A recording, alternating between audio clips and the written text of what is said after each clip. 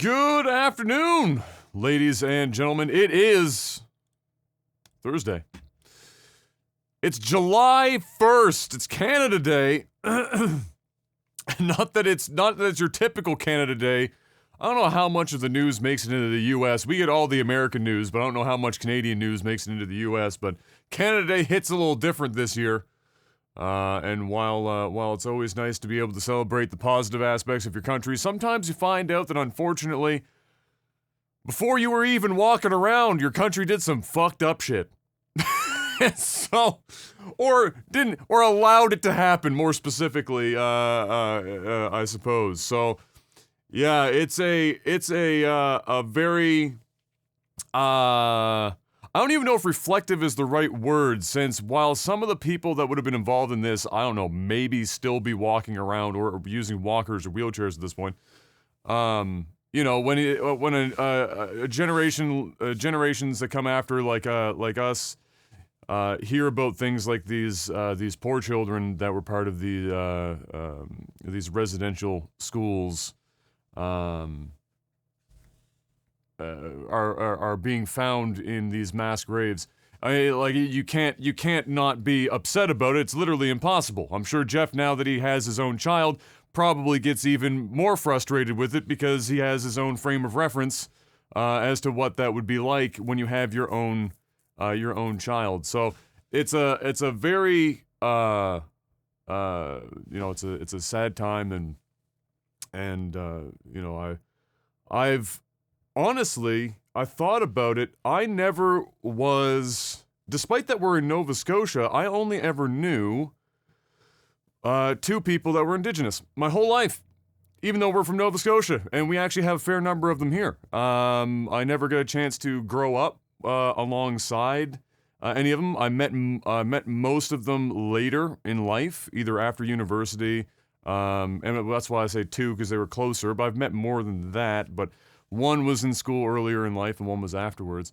And even then, I don't remember, and Jeff, I don't know if you remember, I don't think in our history class we learned about the residential school system, which apparently has changed more recently, where they sort of talk about it. But I know when I was in school, I didn't learn literally anything about that. No. We definitely glazed over. And I don't mean like the children being buried under these schools necessarily. I just mean the existence of that system.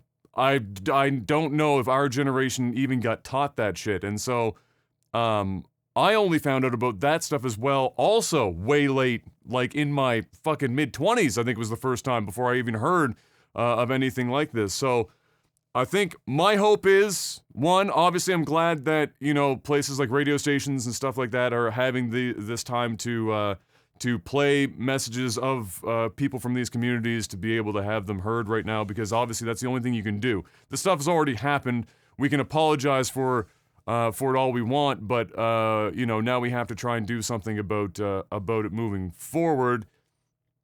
And hopefully that does happen. Our governments haven't exactly been fucking on top of doing that in any capacity for a long time. So I'm not going to hold my breath on the government, but I'm pretty sure the rest of the Canadian population is going to do their damnedest to do what Canada tends to do best, and that's not be assholes on average. And so I'm still going to celebrate Canada Day for the good parts of Canada, but at the same time, it's unfortunate whenever you hear things like this about your own country. And now the hope is that even though Jeff and I weren't taught about this shit in school, now I would think the hope is by the time that Jeff's son enters the school system and he hits junior high and you start learning about, you get your Canadian history in like grade fucking 8 or whatever it was that we got ours, that maybe now it becomes part of the curriculum. You got to learn about your country's faults. You can't just think that your country is the greatest thing on the fucking face of the earth. You gotta have some sort of check and balance there. So hopefully that after all this happens, when Kai goes into school, he won't be as in the dark as Jeff and I were growing up with this whole thing going on. So, yeah, I just wanted to say that kind of shit because, you gotta talk about it when it happens. You don't want to not. But we talk about video games and TV and stuff around these parts. If you're first time here to the podcast, thank you for stopping by. If you're coming in from Jeff's stream or otherwise, We also talk about just about anything else towards the end of the podcast based on what people are asking us from our Patreon. And we try to get as many dick jokes in as possible. We don't make any claims to being intelligent about our humor. We just try and be funny. Usually with dick jokes. But before we get started, there's a very important question that I always ask each and every week. Mr. Black, how was your week? It was like a bleh week. You know, it's like nothing exciting really happened. Nothing bad really happened. Just been one of those weeks. I took a day off. Spent some time with Kai and Kayla and got in the pool, and fucking family's been over a little bit more than normal now because some of the restrictions are. Yeah, we're in phase 3. Yeah, so we've been seeing my side and Kayla's side once or twice a week. They've been coming over, having barbecue and stuff, and most of them got both their shots now as well. So, other than that, man, not too much. Just not too another much week? at all. Just another week, man. Just another week. All I That's can it. say is that while we had a couple of days here recently where the heat got impressive, you know, with the humidity, we were hitting 38 here the other day. Thank God we're not BC. Oh yeah, they're getting cooked. Oh! Literally, that one small town, fucking God help them all, that Lytle or whatever, I actually can't remember what the name of the town is or even how to pronounce it, but they broke the Canadian record for temperatures 3 days running. Yeah. They hit like 49.3 degrees Celsius, which for somebody in like the Middle East would be like, haha, we get that on an average Tuesday. But when you know that like in Canada you're hitting like minus 30, and then you hit the opposite end at plus 49 something, Lytton or something, yeah, that's a different animal. And then of course, by the nature of the weather systems we have here, it resulted in massive lightning storms and whatnot, and now that town no longer exists. Did you see that? No, 90% of it burned. The mayor said it took about 15 minutes from the first sight of smoke until the entire fucking town was basically on fire and they evacuated everyone. Holy shit. No, it's not like That's it's like crazy. a Halifax. It's like 1,500, 2,000 some people or something like that. It's not a huge town. It's a small town on the outskirts somewhere. But still, lightning strike, literally razed to the ground, just fire everywhere. Damn. So, yeah, I mean, my God, what a time to have to evacuate a town like that, too. But yeah, weather, obviously, very crazy right now. And in case anyone needed a reminder, yeah, climate change may or may not be happening right now. I mean, it's a shot in the dark on that one. I don't know. Maybe I'm crazy. Definitely happening. Call me crazy, but I want to say it might be happening right now. Yeah, so, anyway, other than the heat and me being very grateful that I did choose to install that heat pump, my God, my week wasn't anything too crazy. Did the Mario Golf review that ended up not being quite what I was hoping in terms of the quality. Not necessarily the golf part of it was actually pretty good. It was just that it didn't have any fucking content. It was like bare fucking bones. It looked like a game that the mechanics, like the golf mechanics, were kind of locked in and well done for the most part, but every other aspect was like half cooked, and not enough of the content. And so, yeah, not so hot, for sure, especially for the price that they're charging for this bad boy. And honestly, somebody said this in the comments on the review on the YouTube channel. They said, I don't know what Nintendo quality even means anymore. And we've kind of talked about how Nintendo rarely hits, like, or really rarely has misses. But the more I've started to think about it, the more I've realized that in recent times, other than really specific Nintendo titles, so you're very much mainline Mario game, you're very much mainline Zelda game, that kind of shit, the average quality of Nintendo games is not hot. It's like approaching mediocrity at best.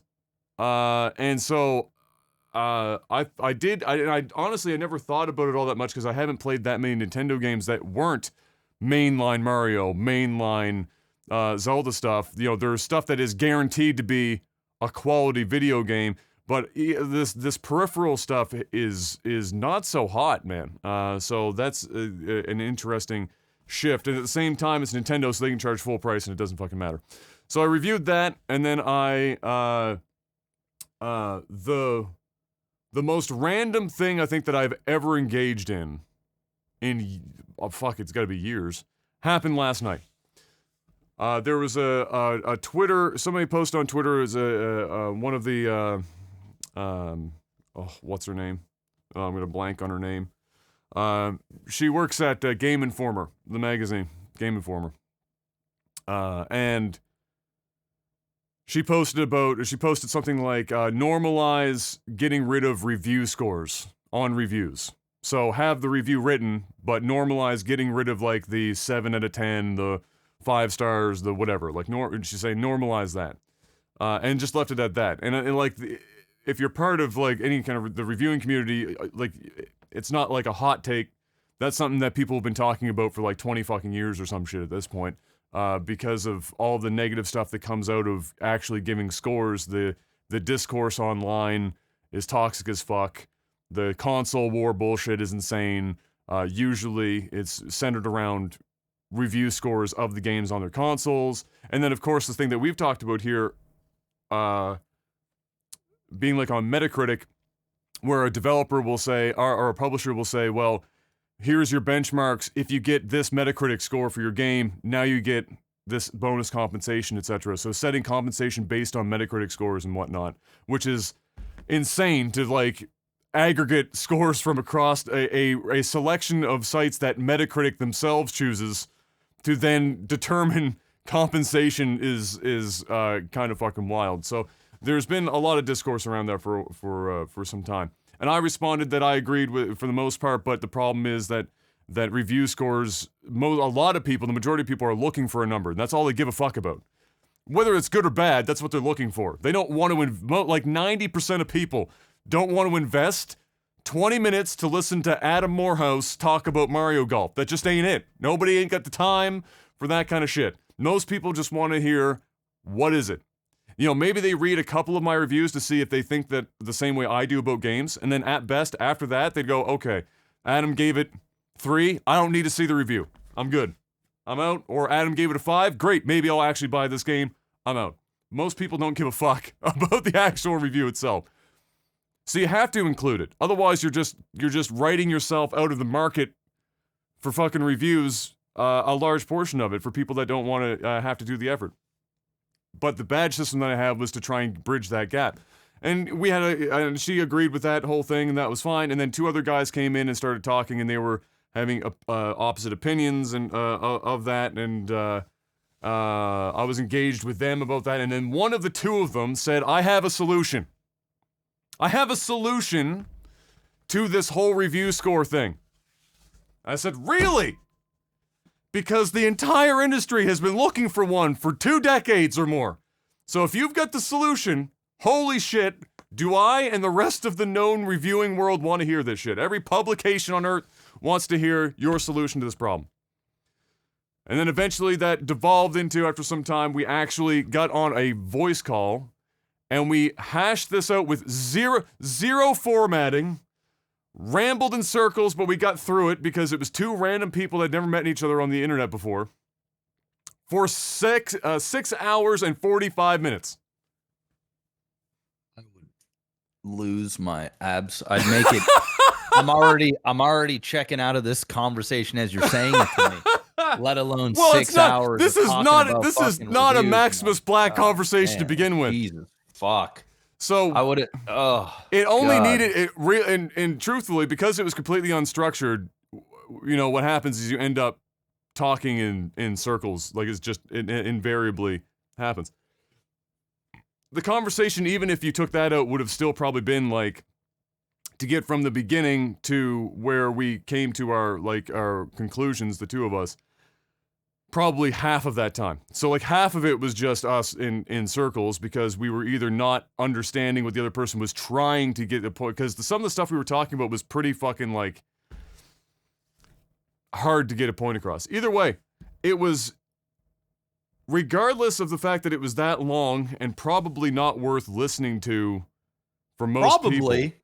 And I don't mean in its entirety. I mean just like the topic itself is not a topic that other than people in this bubble would even be interested in talking about the validity of review scores.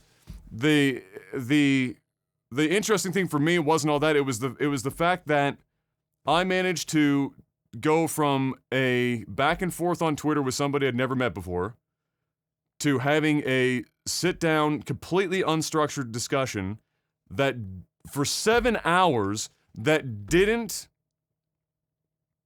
devolve into some sort of crazy fucking screaming, mudslinging, fuck you, whatever bullshit. And there were moments that were contentious, but it wasn't like, it wasn't off the rails. And that was like, it's fucking super unique to me. You don't do that on the fucking internet. That doesn't exist. Well, I would have been off the rails after 20 minutes tops. I'd have been like, dude, shut the fuck up. That's what I would have said.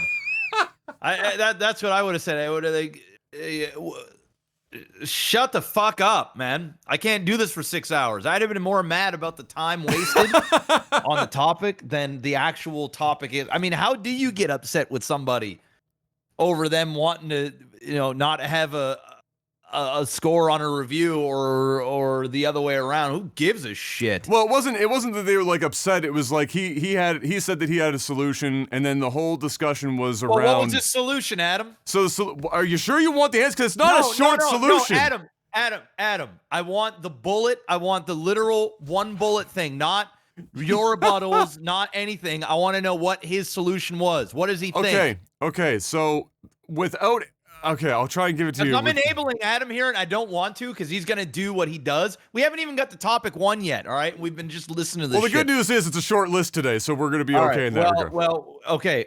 I'm asking you to just give me what his solution is. I don't need you to tell me how he got there. I just No, I understand. Okay, so the only context I'll give is that for him, he wanted to accomplish two things. He wanted to get rid of the review scores because he was interested in trying to reduce the console wars toxicity discourse that happens online that is almost always precipitated by review scores being the thing that they weaponize in conversation. So like, fuck you, Last of Us 2 got a 9.0, your game got an 8.8, suck a dick, PlayStation for life.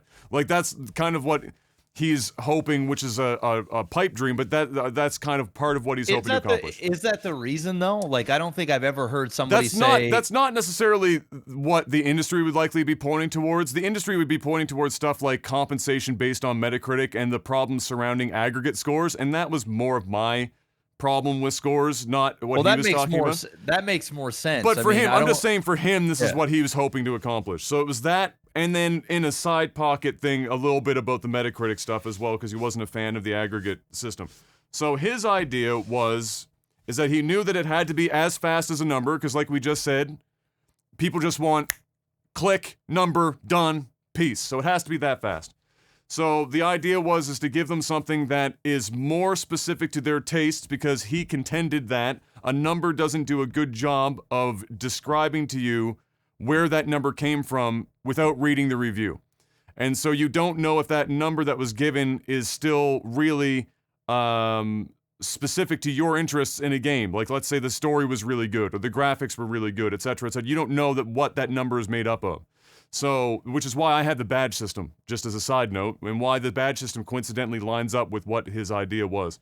So, he said that what if everyone adopted a system whereby the review scores are gone, but you did give badges, like we'll just call them badges like mine, for example, just because you know what I'm talking about, for something like story or graphics or characters or whatever, and then they are submitted to a website like Metacritic, all the same, for aggregate purposes, and so they have all these tags from the reviews of the positives and possibly even negatives if you wanted them to be, of these things. They're not numbers, but they're the thing that the reviewer said, this is really fucking good in this game, but it's specific to this portion of the game, story, characters, whatever.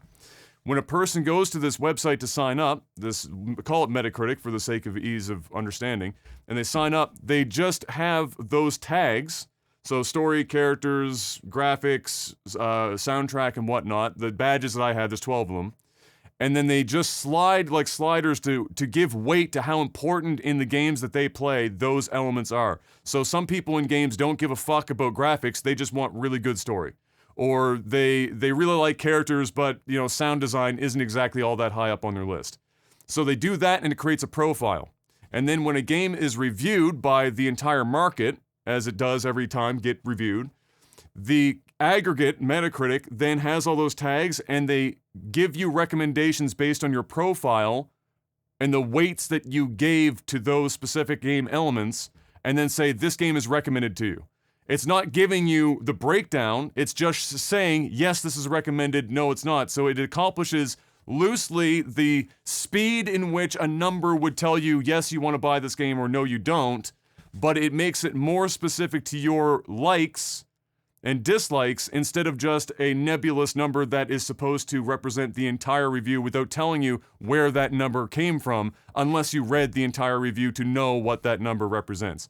So he's trying to circumvent the blanket nature of a number, make it more specific to people in the hopes that, one, it gets rid of like the Metacritic stuff to a degree. The reason why it went on so long is that I gave him a whole lot of caveats to how this wouldn't accomplish some of these goals. But to do that, and then to also make sure that if they were to have those toxic conversations, at least they're having conversations around things that are specific to their likes and not just a number that two people pulled off Metacritic and are just saying my game better than your game because Metacritic score 1, Metacritic score 2. So that was his solution to that problem, to solve it by still being as fast as a number, but making it more specific to the person.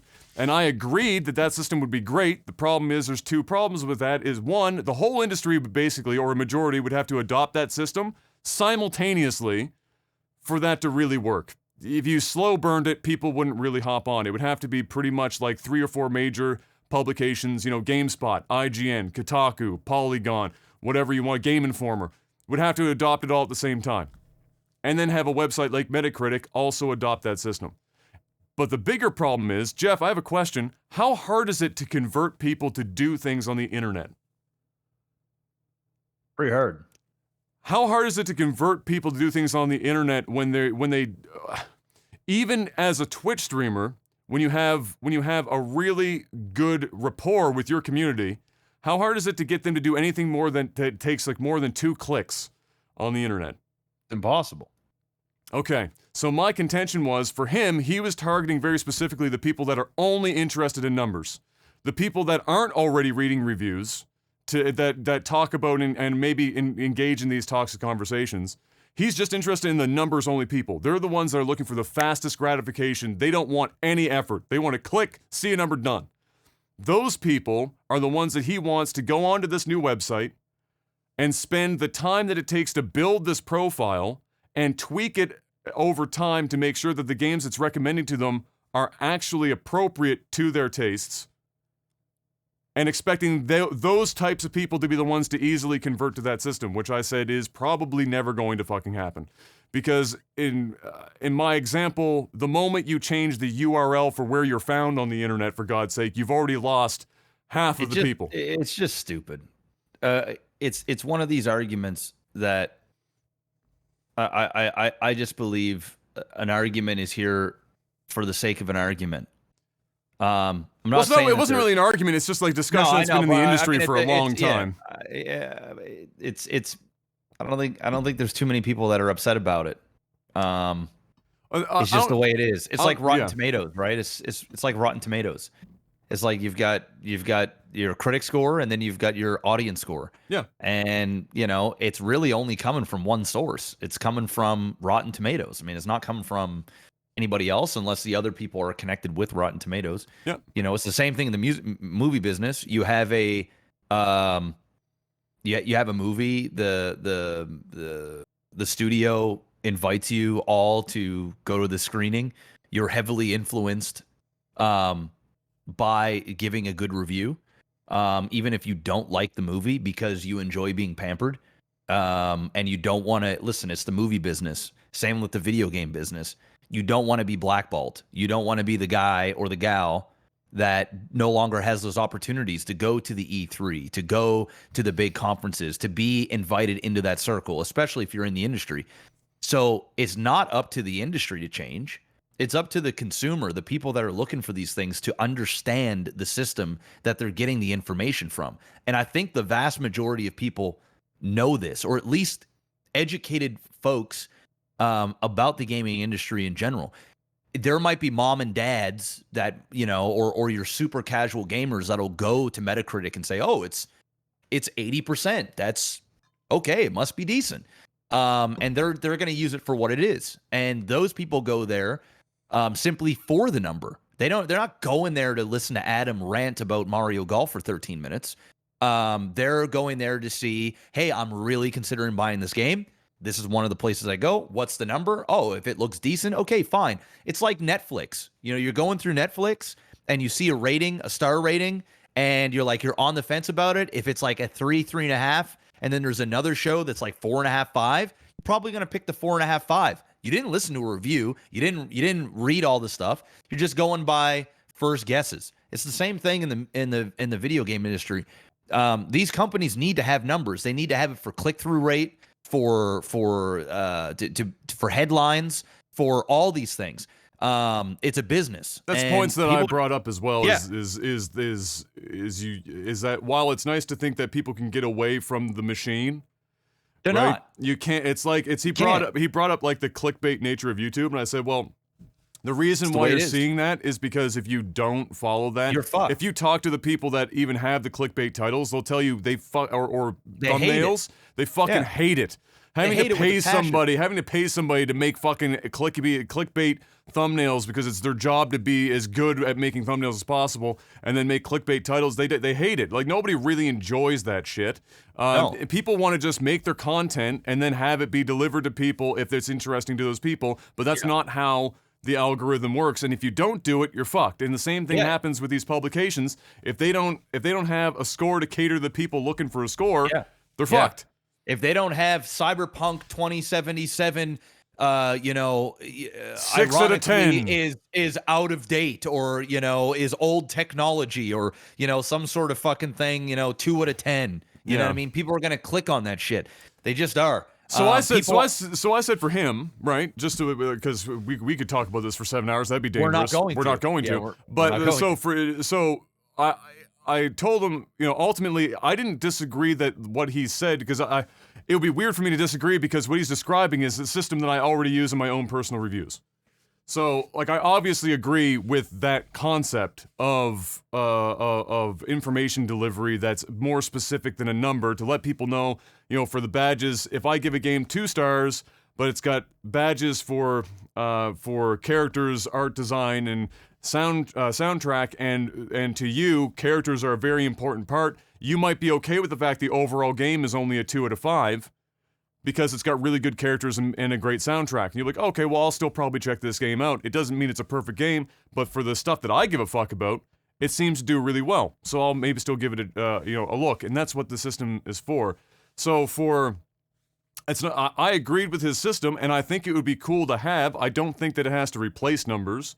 I think that if it was introduced and then over time, like you were saying, if people chose that, they said, okay, this really is what we prefer to use, go that route. You gotta understand, though, Adam, is it doesn't do anything. Even if you have that system, people are still going to look at what you see, and they're going to translate that into a number. Do you understand? No, I understand. You're talking about points that I literally talked with for 7 hours. I mentioned this exact same thing. But what I'm saying is his idea isn't wrong. It's not even that it's bad.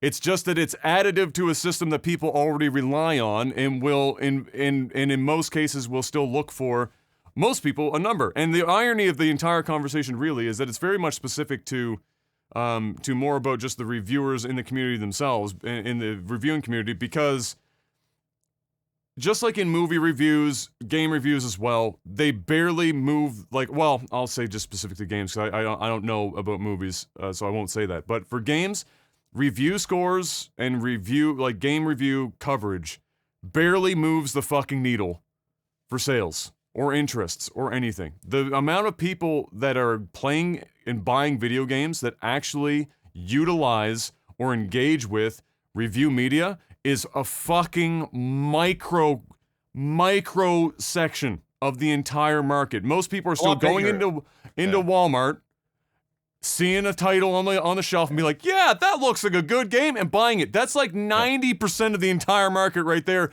They don't give a fuck about reviews. So you're already like this tiny little market. Then it's in that market that's already small. The majority of people just want a number. And then the people that want more information than that, which would be the system that he's describing, or reading a review or watching it, is like fucking 5 people and a dog. So like it is a bit of an asinine conversation, but it was fun to have anyway. Yeah, it's dumb. Anyway, let's move on. It was fun to have anyway. Let's do it, man. All right. PlayStation has acquired Housemarque, the team behind recently released the game Returnal. That was kind of contentious for either being really great or really terrible, depending on who you talk to. So again, we're still just buying up companies, as it is. Todd Howard, the god himself, God Howard, got an interview, giving us more insights on what projects Bethesda are currently working on, which we already know what they're working on, but a little bit more detail. Specifically, he wanted to talk about Elder Scrolls 6.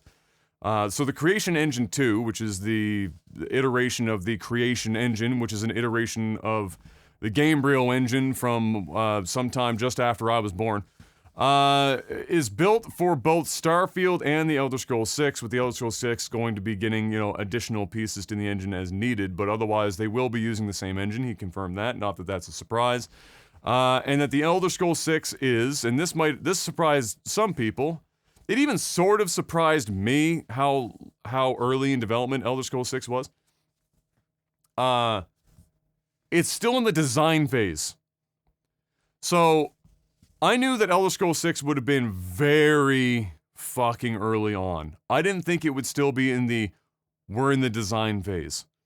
Because they showed that fucking famous zoomed in JPEG at that E3. I think it was 3 years ago now, I want to say. And so, like, I get that at that point they didn't have anything to show. But I assumed the game was in design phase when they showed a JPEG.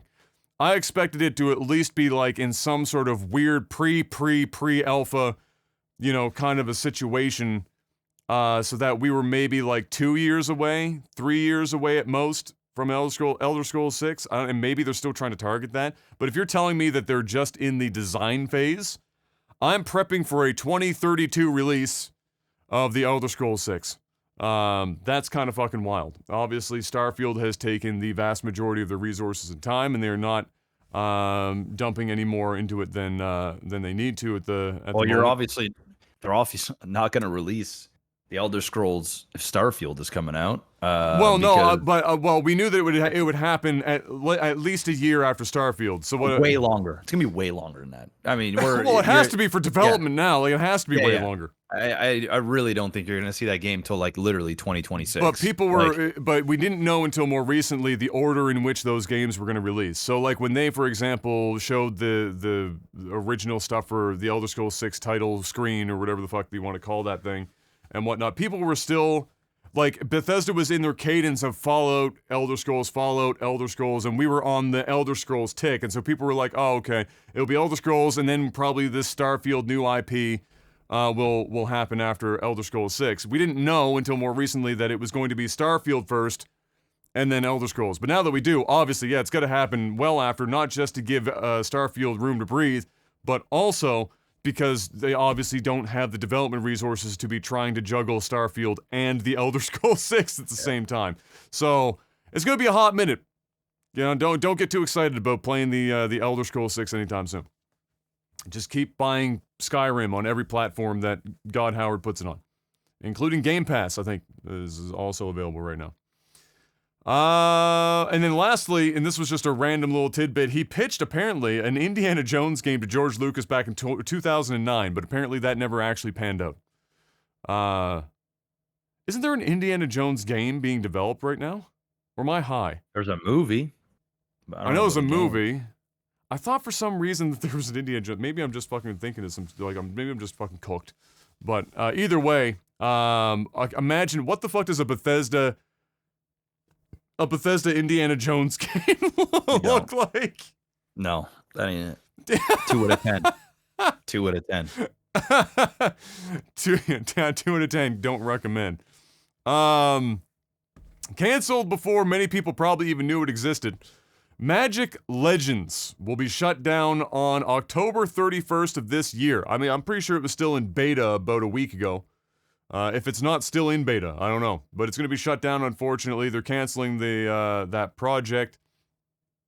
And sadly, even for those who are interested in continuing to play on their own, because of the client-server structure that they have for the game, it can't really be left to its own devices for offline play, so they can't even just let people play offline. The game is just super dead. RIP. If you didn't know about it, well, you don't miss it. Odds are you probably didn't know it even existed. Probably didn't even know it existed. I don't even know if we talked about the podcast before. Maybe we did briefly, but I don't think so. I had to look it up. I was like, what Magic game were we talking about? I had to look it up, and it was some top-down. I don't know if it was like a combination like Diablo, of isn't it? a Diablo deck builder. I don't like it was some weird thing like that. Super dead. Yeah, super dead. GTA 6, another game that apparently we don't need to worry about for quite some time. That is reportedly going to come out in 2025.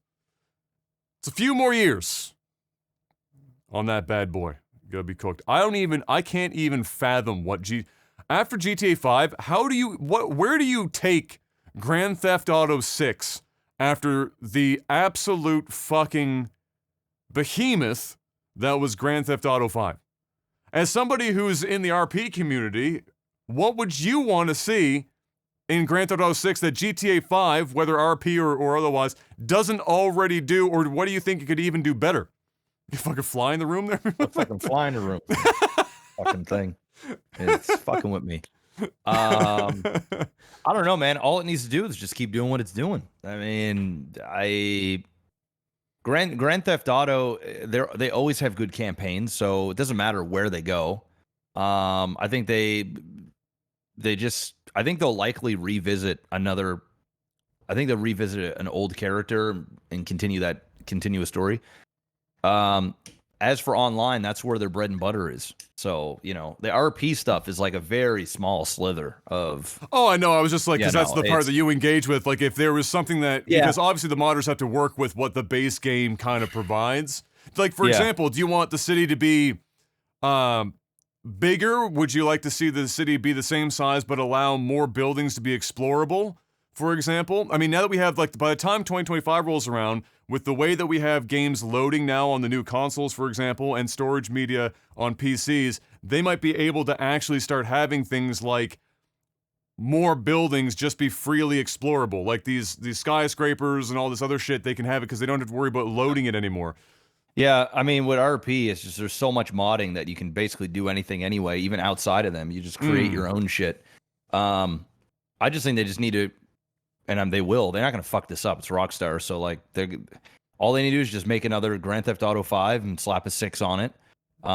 In terms of, like, role play, that'll still take a long time to develop, even on top of that. So, like, and they say it's reported launch for 2025. That could be 2026, 2027. You really don't know, right? So, I wouldn't even get my hopes up for 2025. I really wouldn't. But we'll see. 2025 is just long enough away that it's like, they're covering their ass there a little bit. You're giving yourself, a little more than 3 years. I'm just interested to see how because it's one thing it's obviously they just, if they keep doing what they're doing, it would be fine. But they always furious, dude. They don't need to. But if you look historically at what they've done between games, they've always kind of like added some. Yeah, I think graphically, it's going to be so impressive that it's just going to naturally just feel like it's an even bigger thing than what it is. I just think. I don't know. Graphically is usually one of the things. I mean, they definitely make massive leaps in each iteration because obviously there's a huge gap between there games. was 4 and 5, right? Like, Yeah. you know, they were. And 4 was already a pretty good looking game, honestly. That's it. Yeah. And so now you go into 6, and I mean, I'm sure the graphics are just going to go nutty. Yeah. So yeah, we'll see. Wonderful. Konami has announced a strategic partnership deal, and I forgot to write down the company that this deal is actually with. Oh. But it's part of it's not a company that anyone would likely know off the top of their head. It's not like a developing house or some shit that people would be like, oh yeah, I know them.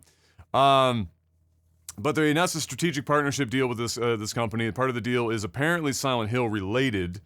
With VGC reiterating that though that is the case, they are still certain that another Silent Hill project is also in the works. Bloober, that's it. Bloober team of the Medium. Okay, so I lied. Some people apparently do know. So VGC saying that despite that, there's still another Silent Hill game in the works, outsourced to another prominent Japanese developer, which continues to be why the rumor mill about Kojima possibly doing a Silent Hill game just keeps getting more and more fucking thick, because how many prominent Japanese developers are likely going to take on Silent Hill?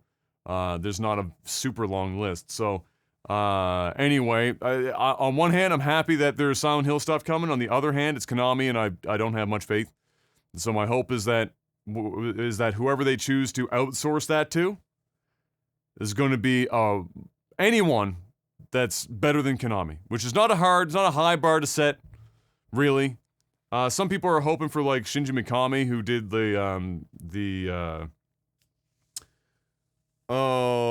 it's the series that I wasn't a big fan of, and I've got for whatever reason my brain latched on to The Walking Dead, and now I can't think of the actual name.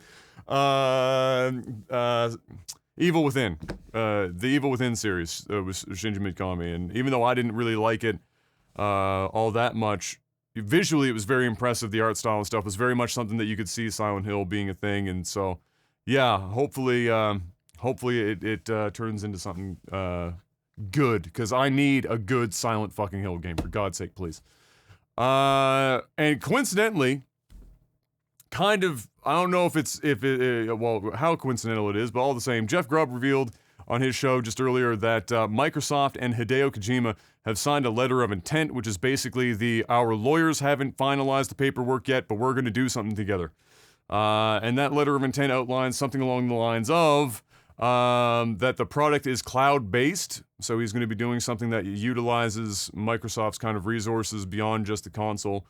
There's no indication that Microsoft will actually directly invest in Kojima Productions, which is his production house, but the deal is pending legal finalizing documents, and the partnership is to let Kojima, this is apparently the idea, as Microsoft is simply letting Kojima have free reign, using whatever Microsoft technology that he wants to, without saying something like specifically green-lighting a very specific project. So it's not that Kojima came to them with a game idea, and they greenlit it.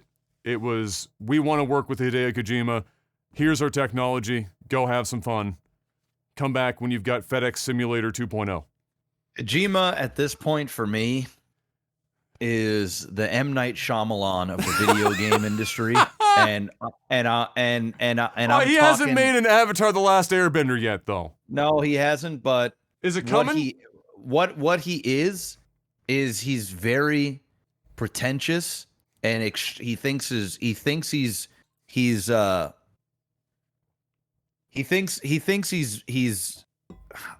suave. Like, he thinks he's like, it's hard for me to explain. This guy just, I'm not saying he makes bad games, because I mean, you know, he's a legend in his own right. Same with M. Night Shyamalan. I mean, he's a legend in his own right. I don't know if he has like a huge ego, but he is definitely like an artsy, a very artsy fartsy kind of guy. I think the fact that they have a letter of intent and they're gonna let him do whatever he wants, bro. Listen, he ain't signing no deal with Microsoft. If Microsoft is saying, listen, man, we got to oversee what you're doing. We got to make sure, like, these are the guidelines. The only way they're getting this guy is if it's literally, hey, Give me a blank check. Tell me what exactly I can use, and I'm going to go and create something amazing for you. And then ultimately, when it comes out, there's going to be a little sub group of people, just like M. Night Shyamalan. They're going to be like, this is a genius. And then there's going to be the vast majority of people that go, we didn't ask for this. We didn't need this in our life.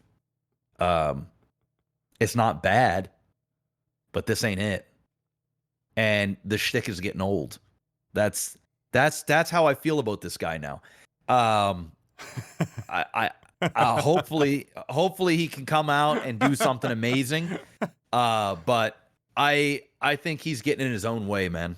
He's just, you know, I don't disagree with you. I mean, what you just said at the end there of he's getting in his own way, I felt that about him when he first announced, and we were getting the slow drip of updates up to the release of Death Stranding, where Death Stranding, as it went on, the project when it first started, when we first saw it, it just seemed like another Hideo Kojima production. Was probably going to be pretty good, but probably really heavy on fucking esoteric cutscenes and shit. Like that was Kojima shit that people were expecting. And then it was like, now that he's on his own, it became like it was almost like, I don't want to describe it as a midlife crisis kind of moment, but it almost seemed like it because he was like hunting down all of these people in Hollywood that he admired and wanted to work with to try and like befriended them. Like Mads Mikkelsen and what's his name from The Walking Dead? Yeah. And then Guillermo del Toro and all, and he just kept name dropping and like everyone was in this fucking game. You know, it's like, let's get Jeff Keighley in here. Let's get fucking like everyone we could possibly squeeze into this game. And it became Norman Reedus, thank you. And it became more about like. It almost, and then when you started talking about like it's a Strand game, whatever the fuck that is, and like in talking like in this weird Kojima way where it was like, oh my god, has this guy, now that he's been let loose of his chains, have we gone too far? Have we given him too much room to breathe here? Is this a guy? Is this a man? Is this a man who is obviously very good at making phenomenal video games, but he's somebody that needs to be given focus? Yes, it's like a Ryan Johnson. It's like the Wachowski siblings. It's like the fucking I mean, there's so many directors I could M. Night Shyamalan. The list goes on and on where they get a success, they have a huge hit, and then they had studio guidance, and then all of a sudden the studio wants to continue to work with them because of their reputation. They put a lot of trust that, like, okay, you know what? I believe. And then of course they get some ego, right? I mean, rightfully so. They're super talented people. Yeah. But they feel as though, you know, it's almost like they disregard the things that the studio heads do to kind of keep them focused on time, you know, put that pressure on them. And they it's like they have to work towards something. It's like going on a date for the first time, and you're spending that extra bit of time to make sure like you got the right cologne on, and you put mouthwash in your mouth 5 times, and you made sure that every iron is done, and you go out there and you have a great time and you give your best foot forward, but you're not really being like, you're being you, but it's like it's tamed. It's tamed, you know, it's tamed. And then, you know, over time, when you've gained the trust and you've had some great dates, you've had some good sex, you've done whatever you need to do, all of a sudden you're going to go, you know what? Instead of the cologne this time, I'm actually going to, I'm just going to show up in sweatpants. No, not even. No, not even that. Not even that. You're still going to show up in the nice look, but instead this time you're adding a twist to it.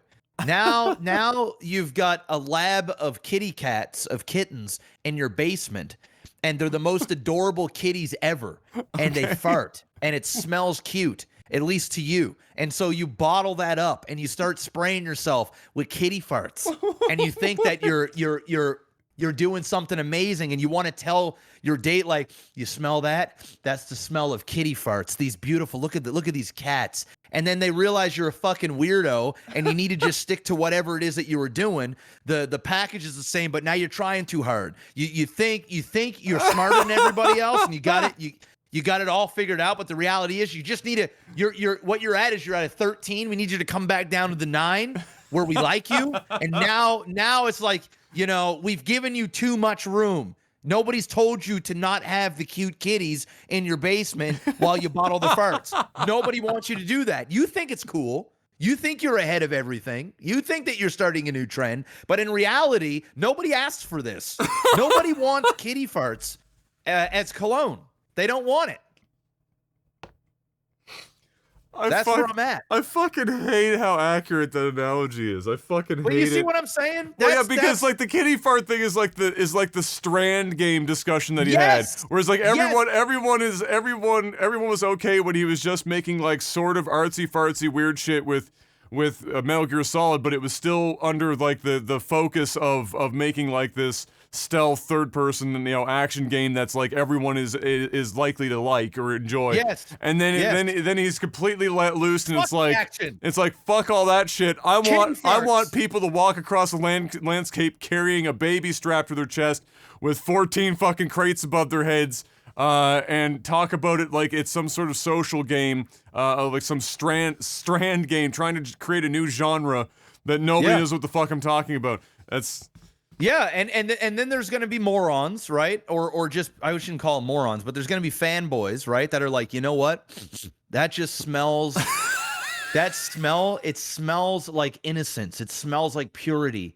It smells like, I can tell that you've been feeding them the highest quality of natural kitty food, and that you've handpicked these kitties that you got from the 7 different continents, and you got one of each, and I can just, there's like a little bit of North American in there, some Africa in there, you know, there's some Australia in there. There's something magical about this, and I think that really just also signifies us coming together as one, as people, and really coming together as human beings. And the fact that he's bottled this up into a fragrance is absolutely stunning.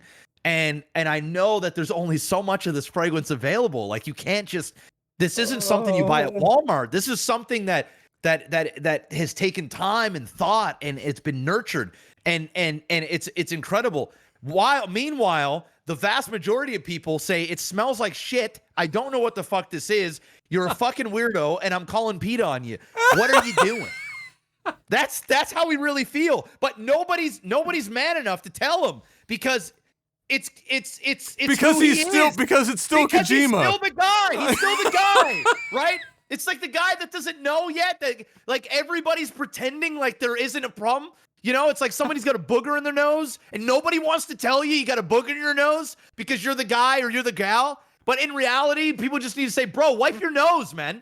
We still like you, but get the shit out of your nose, bro. Nobody wants this.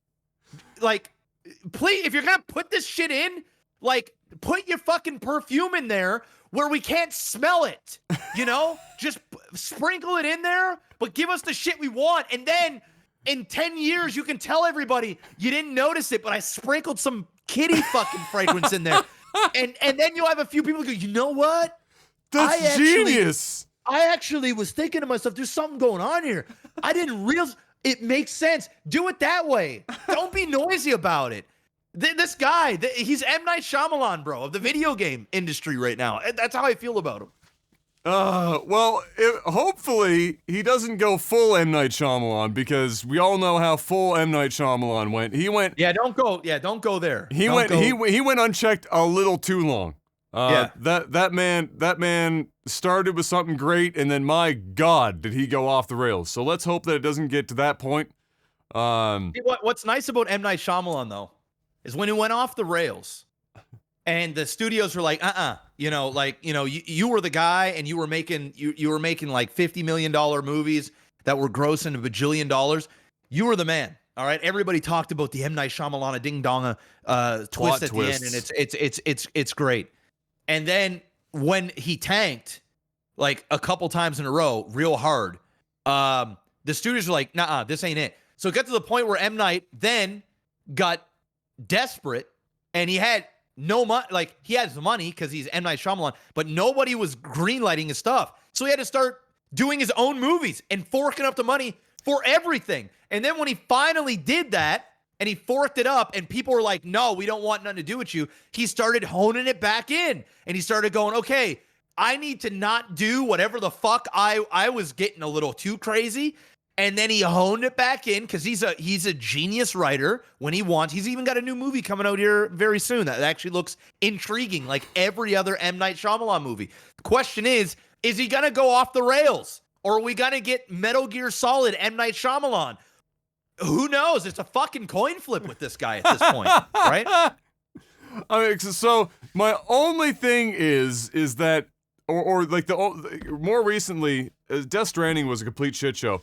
What he did before Death Stranding with PT, which was the demo for Silent Hills that then got canceled by Konami because they're run by literal morons. Him working with Guillermo del Toro on that's like the perfect, because now you've got del Toro checking and balancing, and really Guillermo del Toro is riding he's riding it. He hasn't he didn't get so much mainstream success that they gave him complete free reign. He's still kind of like he's not obviously not an indie darling, but he's still a very hipster's fucking, a writer, director, whatever you want to, whatever kind of thing you want to call him. But it was for whatever reason, those two combined somehow produced really good shit. So Kojima's got it in him, but like you said, you got to maybe give him some direction, keep him on some rails. He's still going to be a little weird, but it will be in a much more palatable situation. I guess, Death Stranding was fucking wild, bro. That was like that, even for somebody that kind of enjoys some weird out there shit and likes to like look for the things and see where the connections are. That was like I didn't even go near that game with a fucking kitty farts, bro. It's kitty farts. 300-foot pole. It's kitten farts. That's probably the title of the podcast now. Kitten farts. Kitten farts. Yeah. New Dead Space. We talked about this last week. There was a rumor about a Dead Space game coming up. As it turns out, that's the thing. Unfortunately, we were wrong about it being a new one, at least in the sense of it being a sequel or some shit, or being continuation. It is, in fact, a complete bottom-up remake of the original Dead Space, in the same vein as they did with Resident Evil 2, and in fact, EA specifically called out Resident Evil 2's success when discussing going forward with the project in the first place. So, I know that more people probably would have enjoyed a new Dead Space, but at the same time, if they somehow pull off this the same way that they did with Resident Evil 2's remake, I'm sure a lot of people are going to be more than fucking happy with this game. Resident Evil 2 added little new elements. It was still the same game, but it added new elements, and it made it feel fresh in that regard, and it was obviously a substantial fucking upgrade from the original game. I'm sure people would be happy with it if they can hit that mark. That's a high fucking watermark to hit, though. Like, Resident Evil 2 was probably the greatest remake of all time. It's so good, yeah. I played it and enjoyed it. I played it and almost forgot that I played it before. It was so... but it was so the same but different. But different. It was still unmistakably it was still Resident Evil 2. Yeah. Yeah. And so that's not an easy thing to pull off, and that will be very much, the determining factor here, especially if they're going to call it outright. Now people are going to even more directly compare it to the job that was done for Resident Evil 2. So they've already set themselves a hell of a comparison point. But we'll see how it pans out. I don't think we have any indication on timelines or anything like that, but fair to say it's not going to be like 4 years from now or some shit. This is just going to be something to look forward to in the future. But yeah, we'll see how that that all comes together. And that is all I've got for game news, Mr. Black, which means it's time to do a little sellout. Patreon.com/LagTV. Head on over there right now and throw some damn money at the screen. If you can't throw any money at the screen, that's okay. Hit the like button here on YouTube. Follow. Share it. Leave a comment for the algorithm. Yeah, just do all of those things. We also got Elgato. If you guys don't already have a Stream Deck, go pick one up. We got lighting here. This lighting in front of me, this Elgato. If you need sound dampeners for your walls or for your room, they got that now, and they look sleek and sexy. They fit together nicely, so you can do different designs. Doesn't look like you're just hanging a bunch of crappy quality foam on the walls, which is always great. If you're looking for capture cards, they got 4K 60 frame HDR capture cards at the most affordable competitive prices for the space, like just period. And that's like what Elgato is for all of their products. Like any products that they have, whether it's microphones, lighting, capture cards, camera related stuff, anything, the soundproofing, it's all extremely affordable, and the vast majority of the time is cheaper than competitors and a higher quality. So definitely go check them out. We also got NordVPN. If you guys don't already have a VPN subscription, www.nordvpn.com/OTT. Use the promo code OTT. Get yourself 70% off on a 2-year subscription with a bonus month thrown in for free and a 30-day money-back guarantee. So for whatever reason, if it ain't working the way you intended, or if you find it difficult to use, which is damn near impossible because my dad uses NordVPN, then you get your money back within 30 days, no questions asked. You get to support the sponsor, you get to support us, and you can stay safe and anonymous while you're surfing the internet at anywhere, at any time, on any device. So go check them out, nordvpn.com/OTT. Don't forget to use the promo code. And go watch different regions of Netflix. Go and watch region block content on the internet.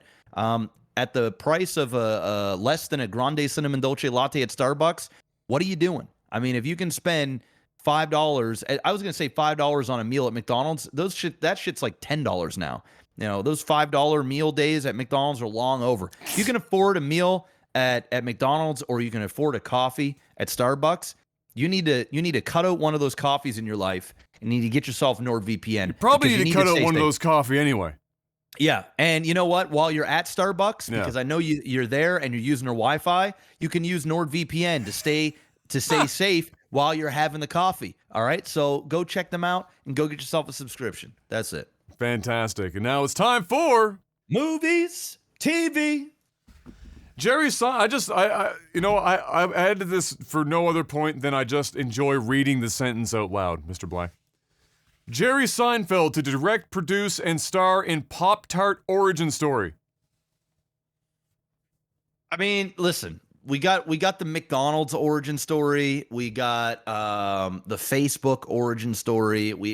I don't know. Maybe the Pop-Tart origin story is like a crazy it's gotta be, right? It's gotta be this crazy betrayal or this big uplifting story of somebody who created a Pop-Tart.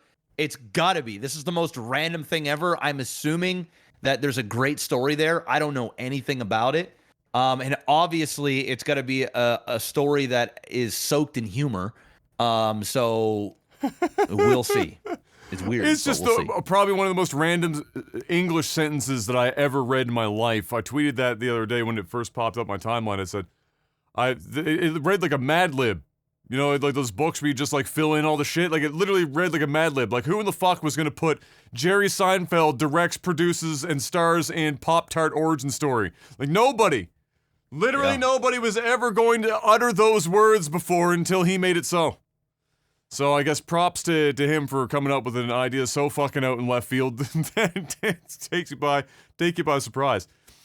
Dune has been delayed until October 22nd. That's not really the end of the world, but definitely gives them a bit of a safer window for everyone being double-shotted and ready to go for the theater runs. Halo's co-showrunners leave the series. This is, I don't know, like their third set. they're just hemorrhaging these bad boys. There's something about Halo, like TV or movie related stuff, even though it's been like passed around and it seems like the easiest fucking thing to make a TV or movie series out of. Like it's fucking space shooting. It's really not like a. I think they should just axe this all together. At this point, they've got to. If you're going through 3 different showrunners, like I mean, they've been talking about a Halo show for over a decade. Yeah, and I'm telling you, if they haven't figured this out yet in the world of Hollywood and the way streaming services are now, like Netflix, Amazon, HBO, they're throwing money. They're literally burning money on anything. On anything. Yeah. And the fact that you can't get this right after all this time from Halo, cursed. And you got a game coming out that's been in production for, and you still can't do this. It's done. Like, you need to give up. And I think if they come out with this shit, it's gonna be corny. It's gonna be lame as fuck. Yeah. I think it's gonna be a shitty ass sci-fi fucking show that the fans despise. That they ruin Master Chief and they do things with Master Chief, like take off his helmet and they ruin the fucking whole. They're gonna fuck everything. Master Chief was Ron Perlman the whole time. Seriously, people made a big deal out of fucking Pedro Pascal taking off his helmet in Mandalorian, let alone fucking Master Chief walking around is like fucking got Channing Tatum or something underneath there, fucking chilling, just ruin it for everybody. Not saying he's a bad actor by any means, but I'm just saying they'll fuck this up. The only fucking person I ever got excited about doing Halo, District 13. Was District 9. District 9? District 9's Neil Blomkamp. He was the only one that I said, okay, this guy can make a story. He can make it futuristic, but not fucking cheesy. Keep it grounded. Make it feel like it's human. There's no big ass blockbuster bullshit. It could have been, he would have made the Mandalorian of Halo without the Disney shit. Like, it would have, I actually believe he could have made a great Halo movie or series. I still believe he could. Well, he said District 9 was literally like the remnants of his Halo concept. Look at the vehicles that they used in there, the lighting, the aesthetics of the movie. If Master Chief showed up on the screen at any time, I'd have been like, this is Halo. I'd have been like, it's already done. He could have threw Master Chief in there at the end. The main guy could have been put on a helmet at the end to fight the aliens and realized that it was an origin story for Master Chief. And you'd been like, oh my God, yes, this is Halo. That's the only way I'm ever getting on board with Halo as a movie or a show. That's it. That's the show. Anybody else, ain't nobody got time for it. And it's going to fail. This right here leaves again, and again. It's over. Let it die. Make your video game that actually looks decent. Release this, have it not fail, and run that train. The movie business and the show business, it ain't for you. It's cursed, bro. It's fucking cursed. Done. You can't what I want to know is what's causing these people to fucking leave one after the other. Like, it's obviously probably they'd all say creative differences. Or some shit. Well, it probably is. It's probably the studio heads that are going, this is what we want. And the thing is you probably got a bunch of people that they're probably getting some really great writers that are known for certain things.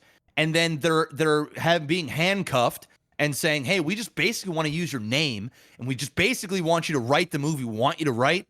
And a lot of these writers, directors, they don't want to do that shit. That's like what happened with Ryan Johnson, is what happens with JJ, what happens with all of these established writers, directors. They want guidance to a degree until they proven themselves. Then when they prove themselves, they just want to be able to go fucking nutty. And the problem is when they go nutty, there's an issue like we just talked about. But at the same time, if the studios do not allow these, why would you hire what's his face? Gunn. Why would you hire James Gunn to do a Suicide Squad? Right? He finished Suicide Squad. Why would you hire James Gunn to do Suicide Squad and then say, you know what, James? We don't want you to do James. I want you to do this. right? It's like Marvel. It's literally Marvel. Can anybody name me 3 different Marvel directors in Marvel Cinematic Universe in the chat? Can you all name me 3 different directors? You probably can't, because they all look the same. It's like the same shit over and over.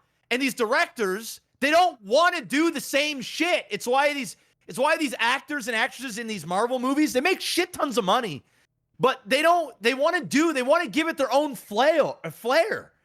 That's why these shows and these writers walk out.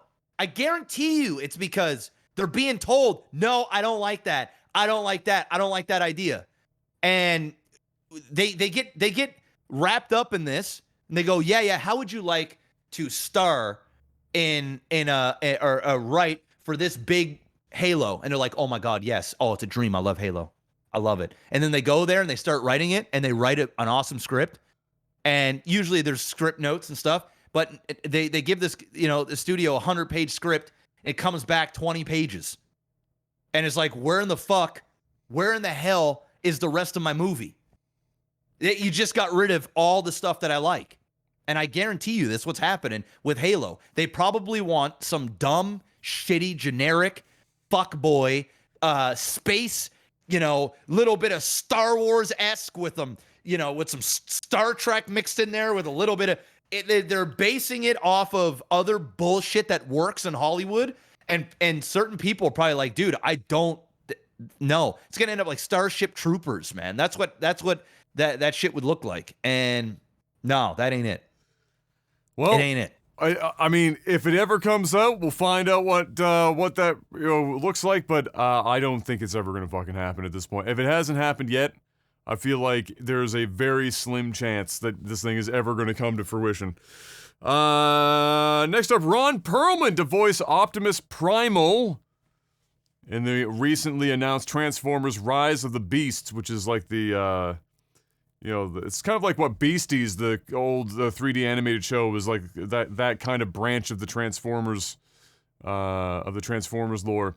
So Optimus Primal in Transformers: Rise of the Beasts, having already voiced the character in the animated series Power of the Primes.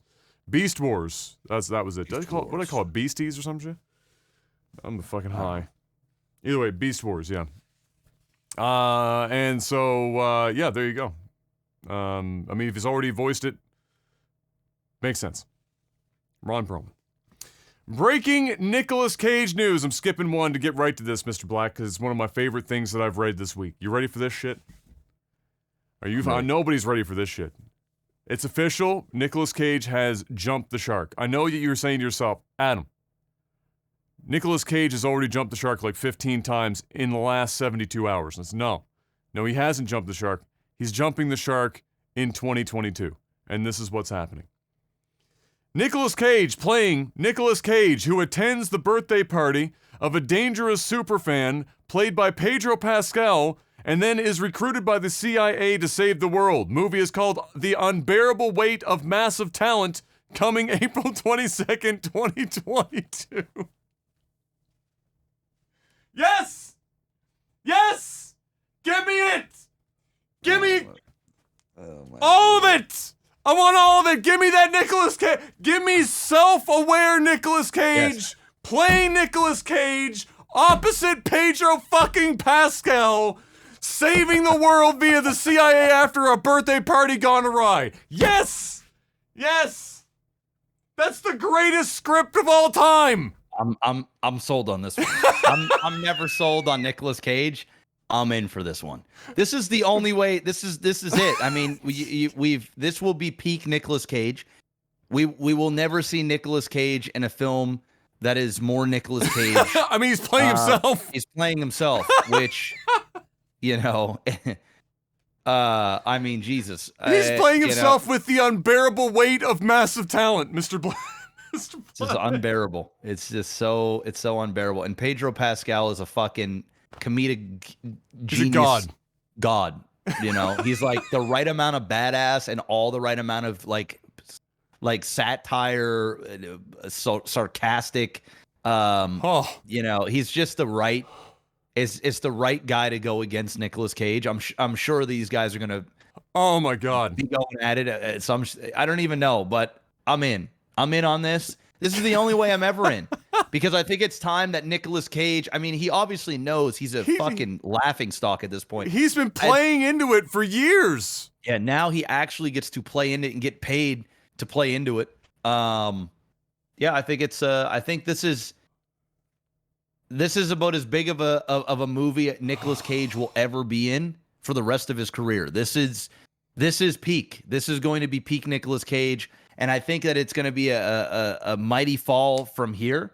But I think that we should all enjoy this spectacle while we have it. Oh, just soak that one up. I mean, you like, as soon as I was reading it, I was like, oh, okay, this is already insane. And then I read that somehow somebody convinced Pedro Pascal to be part of this project. And let's be honest, Nicolas Cage movies aren't normally massive budgets here in recent years, and I doubt this one is a massive budget either. No. And so what that tells me is that somebody handed Pedro Pascal a script, and he read it and said, "Fuck yeah, I'm in." Oh yeah. He's like, listen, pay me my minimal retainer, yeah. and I'm in.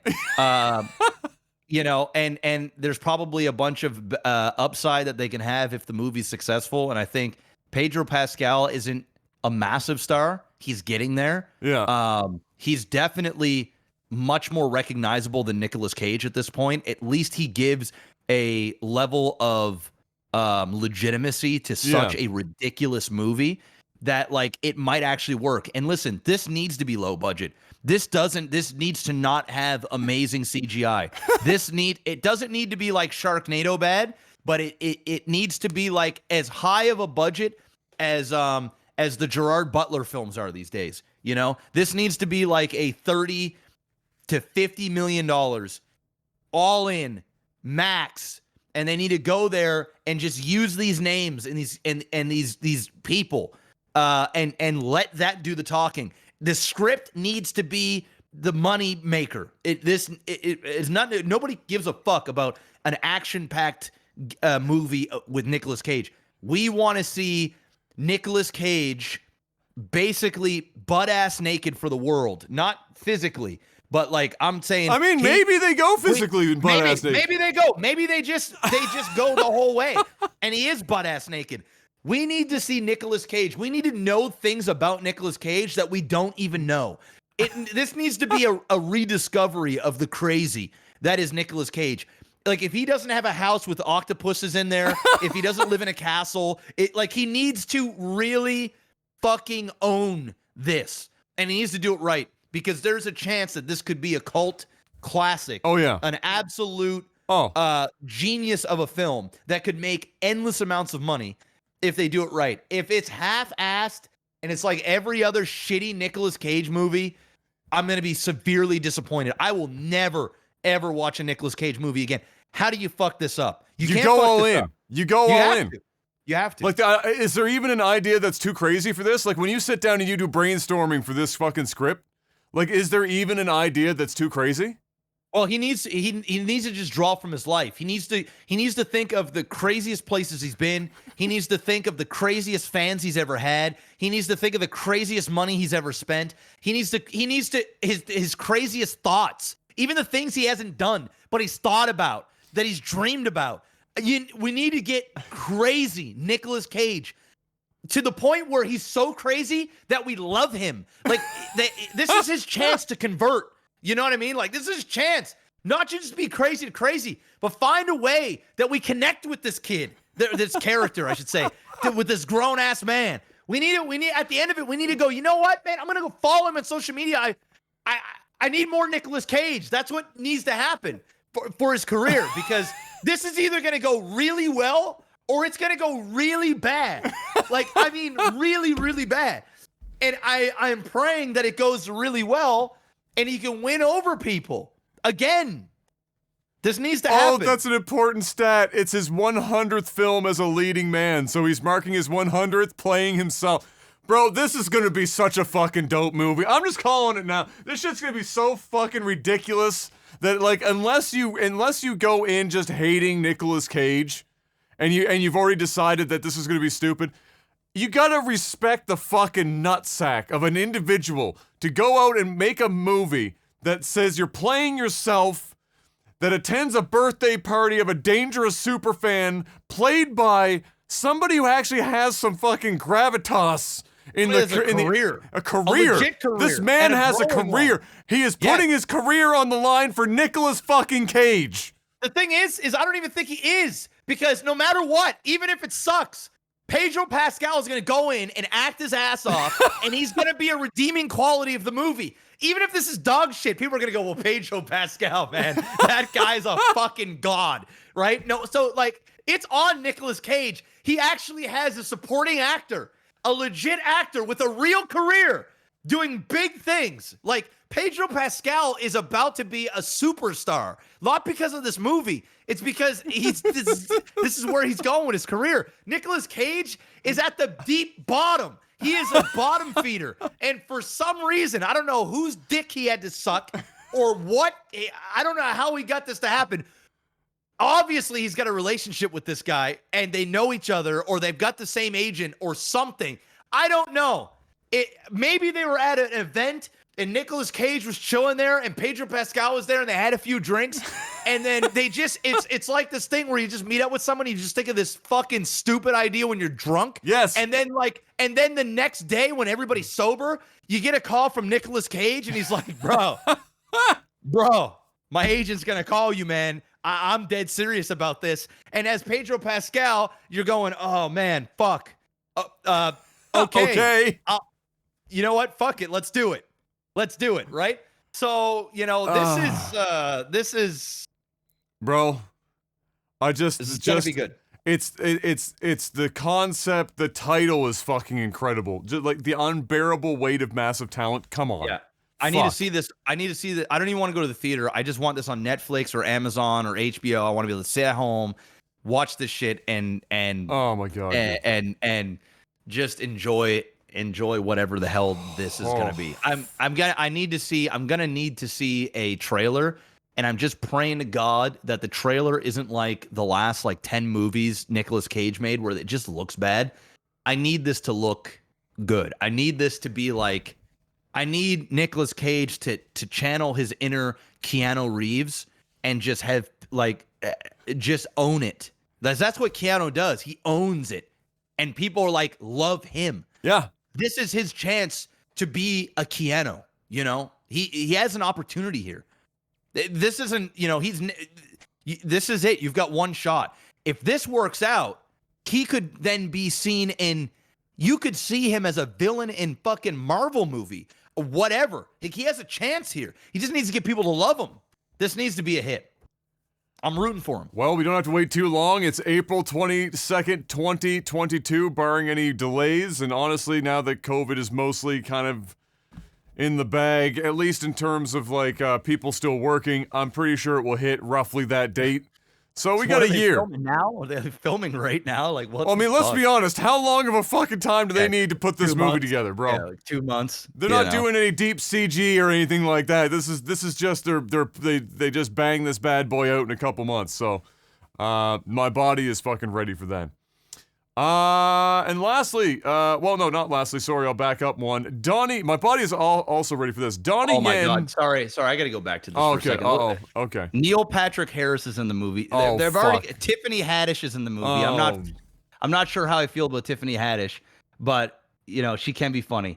There's a lot of people in this movie, so what I think. You know what I have a sneaking suspicion is that a lot of people in Hollywood. A lot of people in Hollywood actually really fucking like Nicolas Cage. I just think that he's kept at an arm's length because he's obviously fucking insane. But I think a lot of people, I don't think I shouldn't say it. I don't mean he literally insane, but he's obviously an incredibly eccentric. Yeah, I think he is border. I think most actors are kind of insane. I just think he's like that grandfather that just doesn't give a fuck anymore. Yeah, and he just owns it. It's just like, dude, yeah, fuck you. I got some weird friggin' shit going on, but I can pay for it, so fuck you. Yeah, so it's just like, I'm just gonna be unapologetically me, and I'm gonna I'm show. not here to I'm gonna impress. show up in like the Russian consulate wearing a fucking purple pimp suit and a fucking hat because I'm Nicolas Cage. Yeah, they're already filming. Like this is already deep into production right now. They're already filming this movie, and you're right. What it is, dude, is he's been in the movie business for decades. So long. The guy, no matter what, Because he had legitimate movies early on. It's not like he's always been in this like fucking weird like category. Like he had legit movies, and he is capable of acting. Yeah. He just has been taking the easy roles for a while now. Here's the thing. He's gonna have this movie. Oh, it's actually done filming. It's in post production. Oh my god! It's already done. So it's in post. He also has like an Amazon Prime thing coming, and then he also has another movie. This guy is pumping out movies right now, but his big thing that's coming is a mini series. And that is he's about to start filming. So he just finished filming 2 movies. And now he's about to start production on the next thing that I have to see because okay, what is this? Why not? He's doing an 8-episode miniseries and he's playing Joe Exotic. And it's gonna be filming it's in pre-production. He's getting ready to start filming this. He's gonna be Joe. Yes, he's gonna be the Tiger King, man. Yes, he's gonna be. Who the Tiger else King. is gonna play Joe Exotic? Nobody. No, there's only one other person, and that's what's his face. The guy who played Joe Dirt. The guy that played Joe Dirt. He's the only one. Because he looks like him. Yeah, and he's got that hillbilly feel. But he's not Nicolas Cage, bro. He's not Nicolas Cage, man. You gotta look. Nicolas Cage in another life could have fucking been Joe Exotic. Yeah. The difference between Joe Exotic and Nicolas Cage, one's not gay, and the other actually has money. That's like literally the only everything else about Joe Exotic could very well be Nicolas Cage. Dude. This could be a Nicolas Cage renaissance in the I next can't 2 wait years. to hear Nicolas Cage utter the words, "I will never financially recover from this." Yes. And dude, I hope that the miniseries is filmed like the documentary, almost like it's a reality show, almost like Trailer Park Boys. Please, yes. It needs to be that raw. I don't want to see this beautifully shot, beautifully lit. I want to see I want this filmed on like a fucking iPhone. Yes, I want this to feel just like the documentary. I want to be put right back in there, but I want Nicolas Cage just reenacting all of it. It needs to happen. Please. Yeah. This next year is gonna be my fucking dream year of just nothing but Nicolas Cage shit. I'm so fucking ready. That's incredible. Those 2 things in succession. Fuck. Nothing else in this list matters. Fuck it. I don't know. Donnie Yen and Hiroyuki Sanada are gonna be in John Wick 4. That's dope. I didn't need more reasons to watch John Wick 4, but those are 2 more reasons as to why I need to watch John Wick 4. Cool. And they already started filming. Yeah. And then Simon Pegg is apparently trying to turn the 1999 classic Galaxy Quest into a TV series. Apparently, there was going to be a sequel until, of course, unfortunately, Alan Rickman passed away. And then that sequel movie kind of went into the dust, unfortunately, along with him. Everything is starting to be filmed now that COVID restrictions are. Yeah, it's all kicking up. Especially in the States, it's almost like no COVID restrictions are happening in major states. So everybody's just starting to get back to into normal. So there's going to be a fuck ton of movies. There's just going to be a lot of movies are going to be rescheduled, the dates, because there's going to be such a large backup and they don't want to step on each other's toes, but they need to get them out. So you're just going to see a lot of small delays here and there, and it's probably going to take a solid 1 to 2 years to get back on track, but see what happens. Man, oh man, oh man. Anyway, I can't get over the fact you just told me that Nicolas Cage is playing Joe Exotic in an 8-part miniseries. That's fucking incredible. Is that Yeah. Did you say that was Netflix? Is that Netflix? It doesn't. It just says TV miniseries. I don't know if it's. Let me look this up. It might already. It's got to be Netflix, right? It could be. It could be Netflix. I would imagine because since the original was on the Netflix. original is on there, I would imagine that it's going to go there. It doesn't specifically say. It's either that or they might film it and then sell it to a streaming service. But my guess is Netflix is going to be all over this, like no matter what, right? Yeah. So, that'll be something. Holy fuck! All right, well, ladies and gentlemen, it is now time for tech support. Patreon.com/LikeTV. Once again, $10 more a month will get you a couple perks, but chiefly, you'll be able to ask us questions each and every week on a post I put up before the podcast called Tech Support, and we answer as many of those as we can at the end of the podcast. For those wondering, because I did have somebody ask me the other day, if we're getting closer to sending out some of our stuff now that COVID is slowing the fuck down, and we can, or more specifically, I can stand in a post office for the fucking 2 hours it usually takes to send this shit out in one batch. Yes, we're getting closer, obviously. I'll have my second shot, and probably I'm going to be rescheduling probably within the next week or two, and then I'm hoping to be done by my shots and everything by sometime August, and then the moment that my grandmother is second shotted, then I'll be like, all right. Let's go send some shit. So we'll package up whatever hasn't been done yet and get that out. But I've said a couple times, I obviously still have and continue to add to when possible or when necessary the Excel sheet. I know everyone that's gotten and hasn't gotten their stuff yet, so it will be sent out. Probably the most delayed merchandise in the history of any merchandise for anything ever on this podcast. So bless you all for your patience. That's the way she goes. It's technical alpha from top to fucking bottom.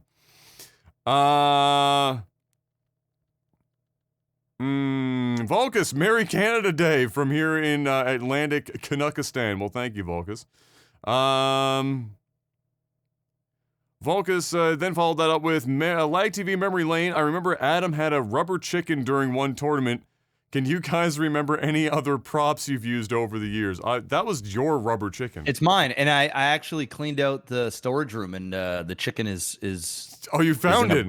Yeah, I found it. I found it. I was squeezing it there the other 2 days ago when I cleaned out the place. So yeah, I still have that. I actually have. I opened up a box and all my shit was in there. My toga stuff, my chainmail, the chicken, the Dragon Ball outfit that would never fit me now. Yeah, all kinds of oh, even the Super Saiyan hair.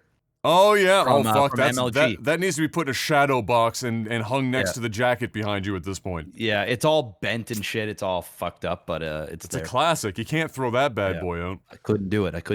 I mean, that's probably like that prop, the hair.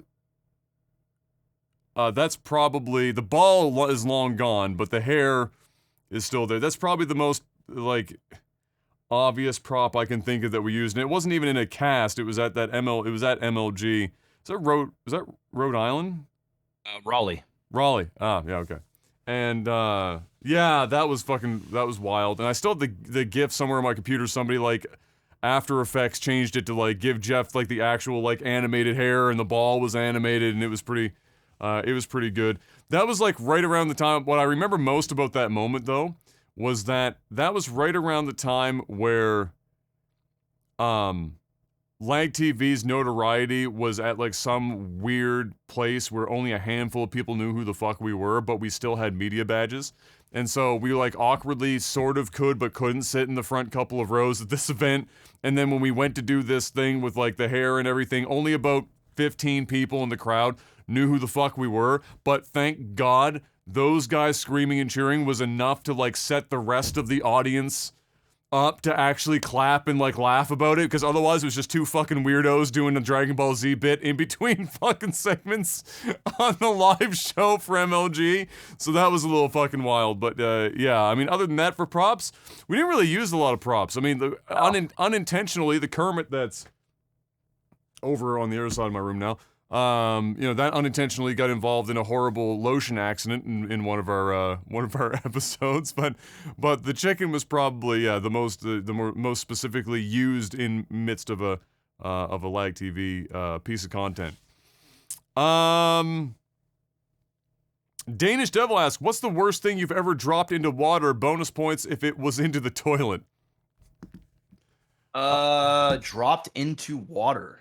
I don't think I've actually ever dropped anything particularly important into water. I've dropped my thank God. phone. I've dropped my phone in the water, but I mean, I got to pick it up almost right away. It didn't really do anything. It like muffled my speakers for a bit, but then once it dried out, it sounded fine again. Yeah. Other than that, that's pretty much it. I don't really drop much into water. Yeah, I thankfully didn't drop my phone into any water thus far. Anyway, I did my cousin Kayla. We were at a family dinner, and when she was in the bathroom, she dropped her cell phone in the water in the toilet. Thankfully, after it had been flushed, otherwise that'd be even fucking worse. But yeah, so I know somebody that did have that happen, but I've never thankfully done that anything like that with my cell phone. Yeah, I don't think I've ever dropped anything really. I'm pretty good about, if I'm near water, I'm pretty good about making sure that anything that is valuable that shouldn't touch water, is far away from the water. I don't even really like using my cell phone at the beach because sand will just scratch like any fucking cell phone screen, and you only need 2 pieces of sand in your pocket, and you're fucked. That's it. Rip. So I'm even careful about that. Jorbach asks, is there a special music CD or album that you still like to listen to all the way through? So not just a couple of tracks, but the whole way through. The only one, I mean, I haven't listened to it in a while. Although I did listen to a YouTube video that had the whole album there. Linkin Park Reanimation is one of the albums that I can turn on and I just let it go. There's no skipping, going to whatever. I just play it and I jam out for it the whole way through. Man, I remember when Linkin Park showed up and we literally just did nothing but listen to Linkin Park for like months when we were younger. I don't know if there's an album that I go back to really. The only one I can think of that I listen to in its entirety more than a few times is Michael Jackson's Bad album. Also another album you can just... Because there's really... And it's not like I can sit here and tell you all the songs in the fucking album, because I'm not somebody that remembers any of that shit. When I listen to music, I'm barely paying attention to anything. It's just, I either like it or I don't. And so that's... Yeah, Michael Jackson's Bad album is probably one that I've listened to all the way through more than a few times, but otherwise... What I do here at the house when I have the Sonos system on, there's a Michael Jackson network. Oh, yeah. And I just put that on, and it's literally just Michael song after Michael song after Michael song. And I've noticed, like, if I listen to it for an hour, there's a good 20 minutes of the hour of music that I didn't even know existed. He did. Yeah. And then I get on it and I'm like, oh shit, okay. And then, it's just like adding more. It's just like the guy had endless amounts of music. So oh yeah. Yeah. What was I gonna say? I'm more the type of person that will listen to a song and get latched onto a single song and repeat the fuck out of one song, not an entire album. Because again, my brain just latches onto like usually the song itself, and so I just get like the shit just gets caught up in my head for weeks on end. Oh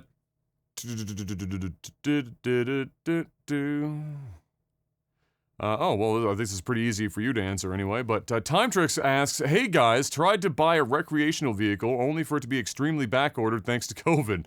Anyway, my question is, given the choice of what you could buy, such as an ATV, a boat, or a snowmobile, or something along those lines, which one would you buy? And if you already have one, what would be your second choice of recreational vehicle?"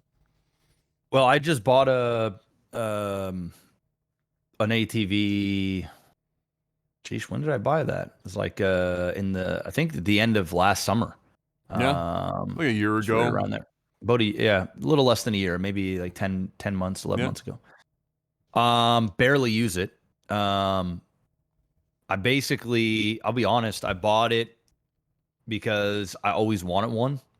And my driveway, like I'll use it more when my driveway gets paved, but right now my driveway isn't paved Yeah, for plowing. for and plowing. So what I did is I just hired a plow guy that comes and plows my driveway, but I really got it to plow, but I don't want to do it until it's paved because it just makes it a lot easier instead of just plowing gravel all over the fucking place. shit. Yeah. Even at the end of the year when the snow stopped, we had to like get wheelbarrows and shovel the mountain of gravel and Yeah, you then had to re-rake it. Yeah, we had to re-rake it and stuff. So, Yeah. and I just didn't really have this disposable income to spend like 18 grand on a fucking paved driveway, yet, right? yeah. So just gonna have to wait it out. I ended up getting the generator instead, so which I think is a little bit more important. So yeah, I do have an ATV. Bought a 2020 Polaris.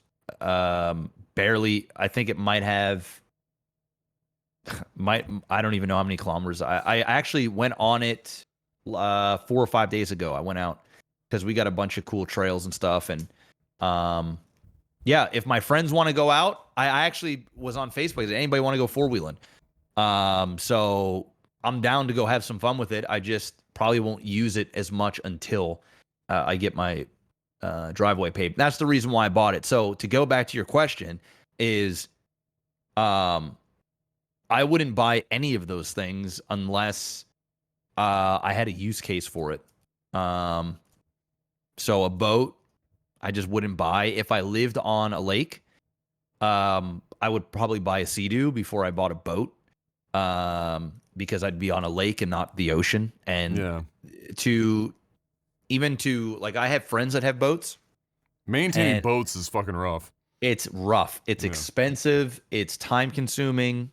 Even just parking your boat at a place is expensive. Yeah, if you don't have your own dock, you're kind of fucked. You're fucked, and not everybody lives on the ocean, right? No, So like, why no. would you get a boat to be on a lake? Like, I guess you could get a small little. Well, if you have like a cottage or some shit and you've got lake frontage, then I guess that makes some sense. That right? makes some sense as long as you're not like, when I think of boat, I'm thinking you mean like of a big ass boat? I'm thinking like, a 48-footer. You know what I mean? Like a Jesus! like Like a sailboat? like a sailboat, like Oh, an okay. actual boat. I'm not talking like. Oh, you're talking about just like a recreational boat, yeah, like a speedboat like- or some shit. Yeah, like if you're just getting something like a little speedboat to like go fishing or to have putts around, then yeah, sure. If you live on the water, go right ahead. Snowmobile, it's not really my thing. I don't even like being cold, so like going out there in a snowmobile, I'd rather get a four-wheeler, which also can go in the snow. Yeah. So like, it's just not, unless I had a pack of friends that really just love snowmobiling, sure. But yeah, I would say for me, ATV is where it's at. Because it's got multiple uses. You can use it as a plow. You can use it as a thing that can haul stuff. So you can, I got a winch on the front of mine, so you can drag stuff, pull other people out, and of course you can go recreationally. You can go in paths and have fun and rip around. And I just find a lot more people have four-wheelers than they do boats and. It's easier to store a four-wheeler, and it's cheaper for a four-wheeler than a boat. Throw it in the garage. Yeah, throw it in the garage. And you can get them cheap. You don't even need to go and buy a brand new one. No. You can go and buy used ones and get them relatively cheap. But I'm not a big outdoorsy guy, so you're literally asking the wrong dude. If I was like a big outdoorsy guy, I probably still would get the four-wheeler because it's going to take me places. You take it hunting. You can take it anywhere. Yeah, I've never been even remotely interested in any recreational vehicle. Like, not even a little bit. I enjoy going out on a boat, whether it's a sailboat or a speedboat or whatever. I like being on the water, but owning one myself, I mean, knowing what it is to maintain even a speedboat. My cousin Ben bought an old secondhand one just because his parents get a place that's on the water now, their retirement place. They got a little postage stamp of a property, but they've got they've got their own dock, and so he got a secondhand boat. I think it was like $8,000. I think he only had to pay for this little speedboat. It was quite old, and even that, I mean, the fucking accelerator is as stiff as fuck. The wheel is as stiff as shit. Like you're really fighting things all the time. Because it's like falling apart, and to maintain it's not cheap. He called it the not so bad because it's not so bad. Not so bad. It's not great. It's not so bad. It's not so bad. So it's called the not so bad. Good name.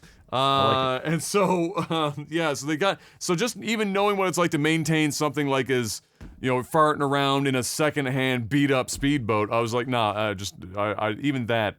And that would be, of all of them, that would be probably the closest thing that I would think of would be a little speedboat if I was on a lake or if I was on the water, just to fart around in and fit, because then you can like fish if you wanted to and stuff like that. Yeah. Where a Sea-Doo would be fun too, but if Sea-Doo I is was super fun. but like I can't fish off of the. I mean, I guess you could technically fish off, but it wouldn't wouldn't be exactly very ergonomical for the purposes of fishing. Listen, when it comes to boats, all right, unless you are an avid fisher or you just love going out the water for whatever purpose. Yeah, it's a lot of effort. It's way too much money and way too much time and effort.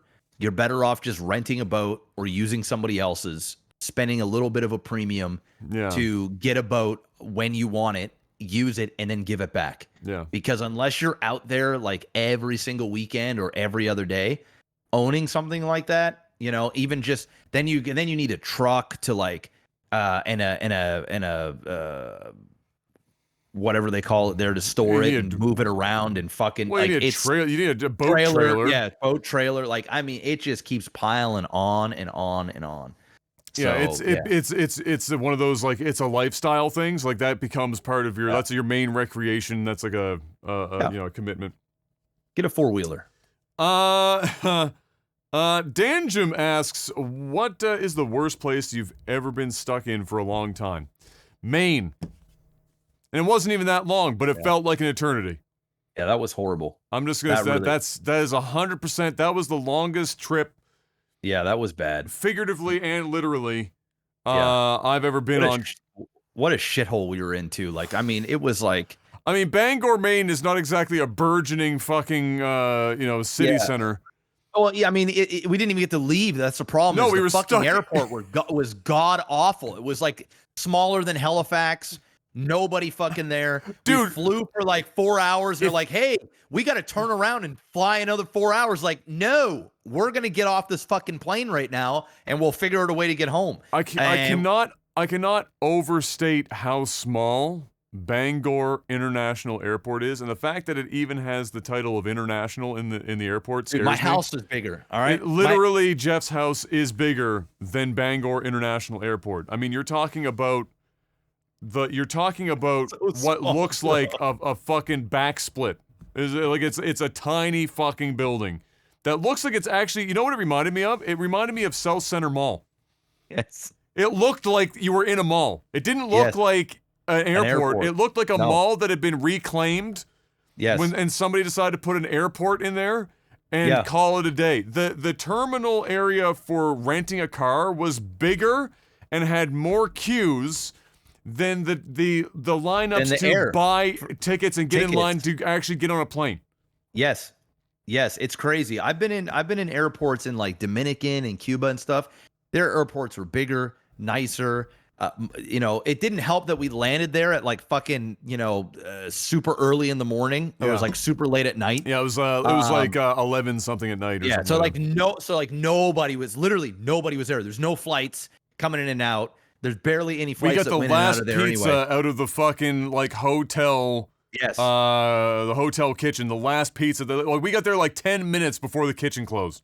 Yeah. And because we hadn't eaten in like 10 hours or some shit at that point. Yeah, and they didn't even want to feed us. Like they were gonna fly us all back to fucking Chicago or wherever the hell we were at beforehand.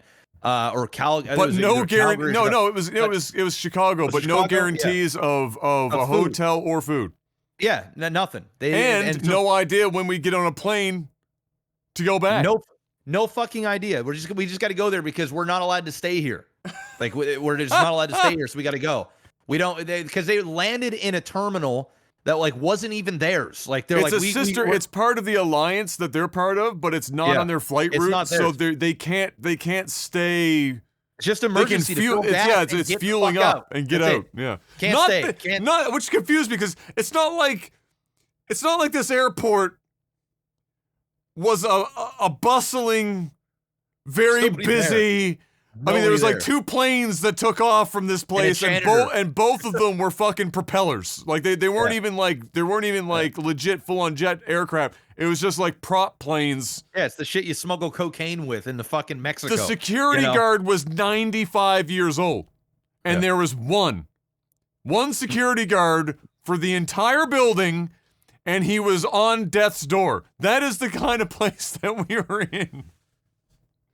So yeah, that was a shithole. Oh my God. And it was long, and we were salty. We just wanted to go home. We traveled all fucking day, all night. You know, it was brutal, man. And then we had to fight with the airlines and fight. It was just like, dude, we were on the phone for like 5 hours. It was brutal. 5 hours on the phone. We've told the story like 50 times, but it never gets old for me because it's just so stupid. Like, we actually fielded the idea of renting a U-Haul to drive across the border because all the rental cars that were international were already bought up. Yeah, it's brutal. We fielded that idea. Neither of us had ever driven a truck of that size before, and we were going to rent a U-Haul in Bangor, fucking Maine, and drive that shit across the border.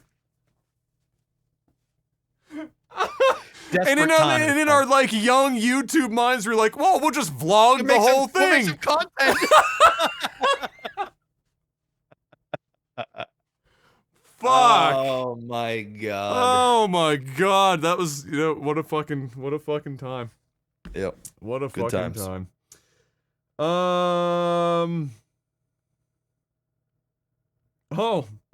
It's probably gone, unfortunately, but we'll answer this anyway. Elium asks, you guys mentioned the Shadow of the Colossus playthrough several times now during the podcast. Jeff even called it one of his favorite live TV moments of all time. I didn't catch it then, and I would love to see the VOD any chance you re-upload it. That unfortunately got lost to the great Twitch purge of 2019. Let me see here. Do you have it on YouTube or do you have it on a folder? Let me see. Because you did save some stuff. I just don't know what you saved. Let me see here. I definitely don't have it on a hard drive, but I thought I had uploaded that whole playthrough on YouTube, but I could be wrong. Yes, it's on my YouTube channel. Oh, is it seriously still up? You can watch. Bro, you need to download that so it doesn't get lost. Dude, look. I'm gonna send you a link. Okay. Look, that's it right there, man. Let's see. So, and there's 19 parts. So you guys can go to my YouTube channel, youtube.com/MaximusBlack. Or sorry, 18 parts. It starts at 1, goes all the way down to the finale at 18. Oh my God, bro! I need to download this. You need to download this shit. Yeah, dude. Yeah. We we should do. We should fucking we should stream this on the. We should download it all and just do like a fucking marathon stream and stream it on YouTube or something. Oh my fucking God! I had hair. Look at Yeah, that. you did. I had a lot some of hair. I had a lot of hair in my head. Dude, Yep. I sunk slower and slower into that couch over the course of the entire fucking video, so you'll just see me progressively Dude, get go further. to number 18. You're fucking late. You're basically vertical, bro. You're like, fuck. You're pretty much dead. Let me see. You're pretty much slumped. It was like 6 o'clock in the morning. We Yeah, did it was this in fun. one sitting. Yeah. One sitting. I don't know how many hours that ends up being. Like, what was it? Like, fucking. It was about 30. Actually, there was one that was an hour. Dude, it was a while. So at 1 hour, 2 hours, 3 hours, 4, 5 hours, 6 hours, 7 hours, 8 hours, 9 hours, 9.5, about 10 hours. About 10 hours. So we didn't start early in the day either. So we ended. I went home and it was like 7 o'clock in the morning, or some shit. It was so we were the type of tired where everything was just fucking hilarious. So like the take it for a rip, bud, which would not make me laugh now. Back then, at that specific moment, I'm pretty sure I was dehydrated from crying because we were laughing so fucking hard about that stupid fucking video, taking it for a rip there, bud. And it was the only thing that mattered at that time because everything else was just falling asleep on the couch. Yeah, go watch it, guys. It's watch on my it. YouTube channel. Just go under playlists and find Shadow of a Colossus. All 18 parts are there. Go watch it. It's all old, there. and you get to see young Adam and young Jeff. Holy fuck! That's 8 years ago, bro. Yeah, 2013. November. Yeah, 2013. 8 fucking years ago. Ladies and gentlemen, pretty nuts. It's another Technical Alpha podcast. We're done for this week. We'll be back next week with some more. Maybe I'll have less hair at that point, just progressively. We need a timeline on Lag TV of just watching my hairline recede. I think that's the ultimate. The last Lag TV video posted to the YouTube channel should just be a time lapse of my hairline receding, and then just post that. Over the years, your hair has gotten shorter, mine's gotten longer. I've just been letting my shit. It's true. It's very true. I mean, other than 2011 when I started with hair that looked like this, and then grew it out over the course of Lag TV, and now I've gone back to square one. But I don't think I'm growing it back out again. Yeah, but you know, you're not doing it by choice, Adam. That's true. Your hair time has come. You know, much like Bangor, Maine, I didn't do it by choice.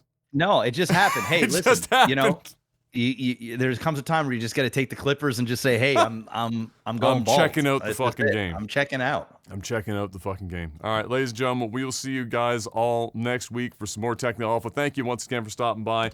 If you're new, hit the follow button before you head out, and of course, leave us a review on iTunes or wherever else, and spread the word about Technical Alpha if you think that other people that you know might be interested in the show. Until we see you next week, guys. Thank you once again. Stay safe out there.